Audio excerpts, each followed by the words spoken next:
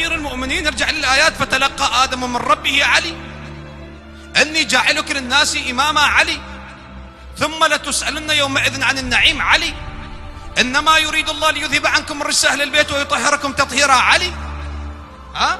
إنما وليكم الله ورسوله والذين آمنوا الذين يقيمون الصلاة ويؤتون الزكاة وهم راكعون علي. تعالوا ندعو أبناءنا وأبناءكم ونساءنا ونساءكم وأنفسنا وأنفسكم ثم نبتهل فنجعل لعنة الله على الكاذبين علي. أولئك هم خير البرية علي، وكل شيء أحصيناه في إمام مبين علي. يا أيها الذين آمنوا اتقوا الله وكونوا مع الصادقين علي، والذي جاء بالصدق وصدق به أولئك هم المتقون علي. فمن استمسك بالعروة الوثقى علي، اهدنا الصراط المستقيم علي. يا أيها الرسول بلغ ما أنزل إليك من ربك علي. اليوم أكملت لكم دينكم وأتممت عليكم نعمتي علي. تنظر إلى القرآن علي، تنظر إلى الروايات علي، تنظر إلى العقل علي، تنظر إلى المنطق علي، تنظر إلى الفضائل علي، تنظر إلى المناقب علي. كل شيء من الكمال فهو علي.